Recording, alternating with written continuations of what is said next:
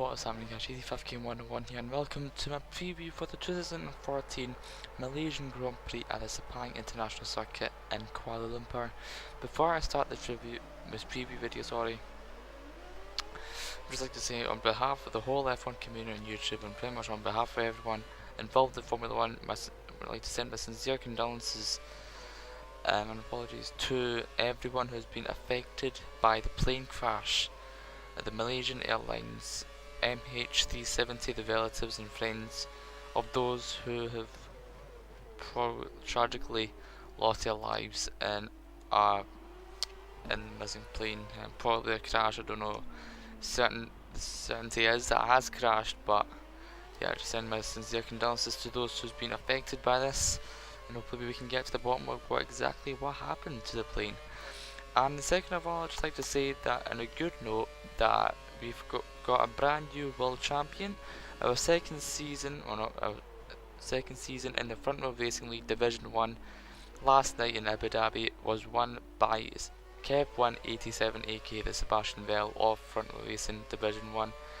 He won it pretty well. He won by 6 points. 6 points was a magic number.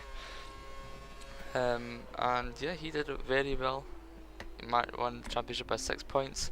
Still 2 races to go at Circuit of Americas in America and Interlagos in Brazil, and I'll be telling you about those 2 races at the end of this video. So without any further ado, let's go on with the preview.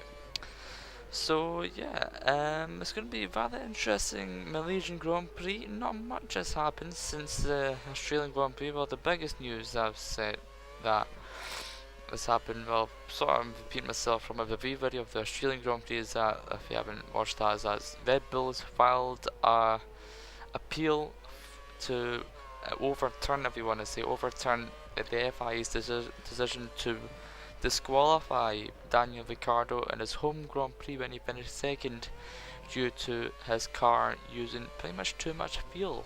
According to the rules and regulations, the rules say that the car must not use over 100 kilograms of fuel per hour.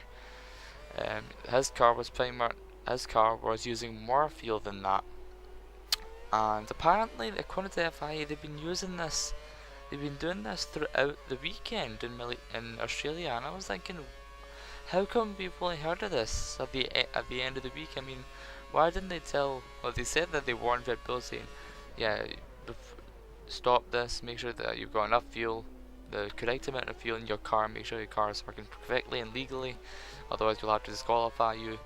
And well, it's rather weird how the FIA never said anything about this throughout the weekend. And it pretty much just shows about, well, Lewis Hamilton said that, well, probably not in an amusing manner, he probably wasn't laughing at Red Bull for this, but I certainly was. That it's 2014 as a learning year, as a learning season for everyone involved in Formula 1, for all the teams and the drivers, trying to figure out the best way to get the most out of these brand new V6 turbocharged engines and the cars themselves. And this is pretty much the first mistake, well, first of many mistakes that many teams will make throughout the season, and it'll be rather interesting year to see what teams will come up with in terms of the best package, and hopefully we'll be able to see some good battles, and certainly hopefully we won't see Sebastian Vettel on the podium. Well, hopefully we won't see Sebastian Vettel on the podium winning his world championship, his 5th world championship. And talking of Red Bull is considering quitting Formula 1. Red Bull's CEO, guy in charge of Red Bull, Dietrich Mateschitz, said that, well, not confirmed, but he said that because the rules in Formula 1 is pretty much ruining Formula 1, and Formula 1 is never the same as it used to be back all those years ago, and because of these new rules, like the new engines, particularly the fuel matter with Daniel Ricciardo, the new engines, the turbos, fuel economy and that, and he argued that Formula 1 isn't about saving fuel. Formula 1 is supposed to be the pinnacle of motorsport, the ultimate motorsport, the best of motorsport you can think of. and letting the car say fuel, according to him, it isn't the way forward for Formula One. But I sort of get where he's coming from for that. But I think that Formula One is supposed to lead the way in terms of technology and engineering, and using these new V6 turbocharged engines and like all this care system and all that kind of stuff. This is the way forward. I mean, we can't stay in the V8 powered cars forever, because obviously the FIA is getting a bit annoyed and a bit scared, really, of global warming and that, and they want to save the environment. And this is pretty much the best option at this time, and hopefully we won't see the cars go incredibly economical. And obviously, he said that the sounds don't. Obviously, the cars don't sound the same, and in fact, he's saying that the sounds aren't Formula One anymore. In fact, the cars are a lot slower than what they used to be, because obviously the cars have less power because they're V6 in terms of V8, and also they're less in liters as well, so it's a 1.6 instead of a 2.4 from last year.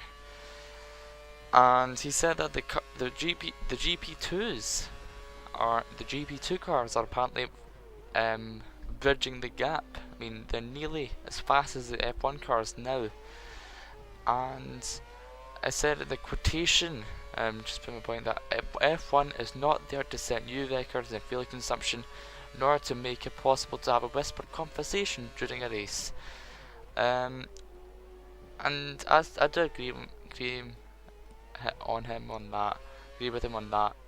Formula One is a little bit too quiet, but just like in 2012 when the FIA told the teams to recommend the teams, in fact, to use the platypus style noses, step noses, to yeah, you know what I said there.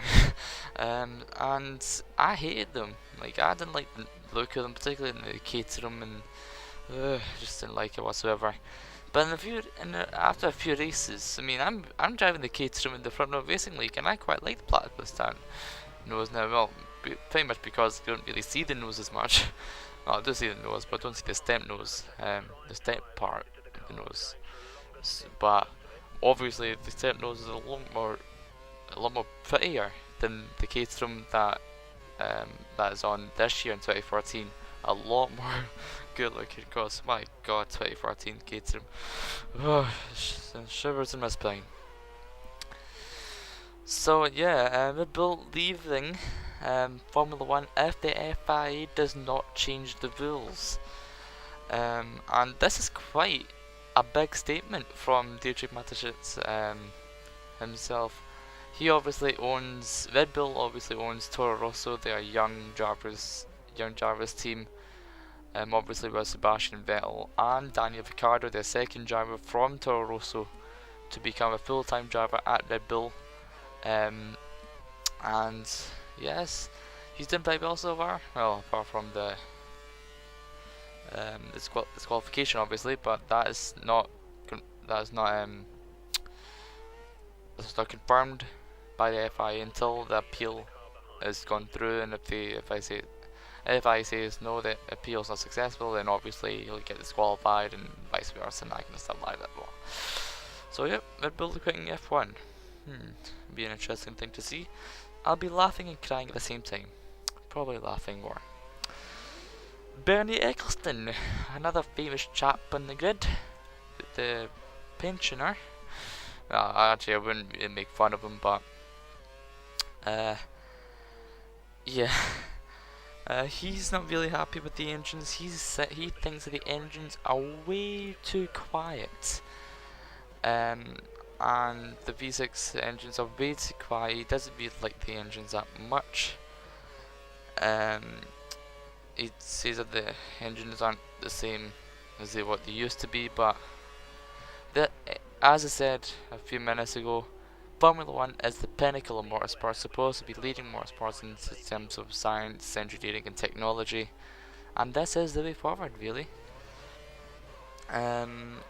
So yeah, and also in terms of the paddock, just to go back to what happened with that Malaysian aircraft, they're pretty good at Formula 1 to do this.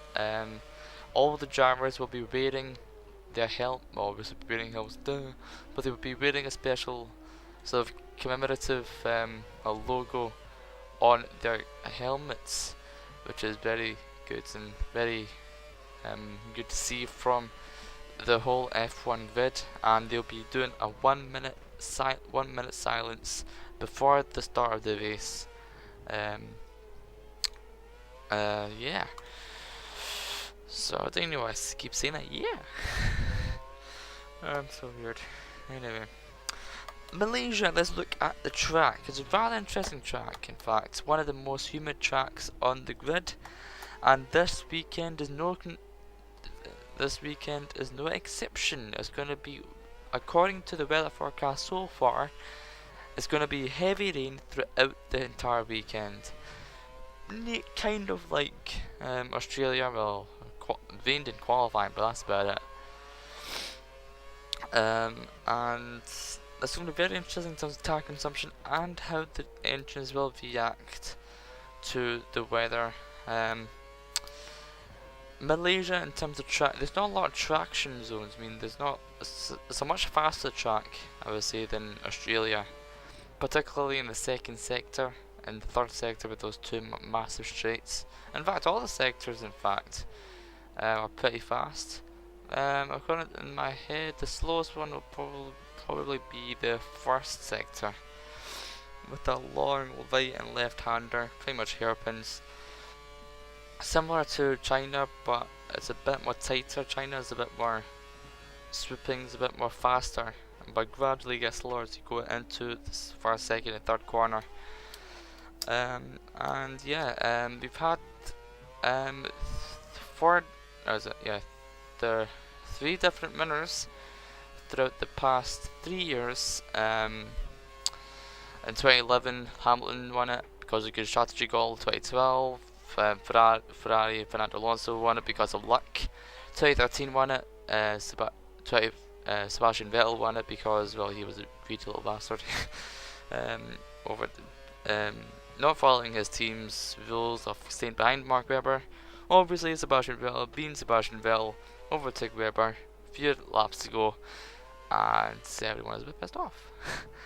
So, yeah, no good thing. 2014, like I said in the preview video for Australia a few weeks ago, nobody knows what's going to happen in Malaysia. Mercedes are looking confident.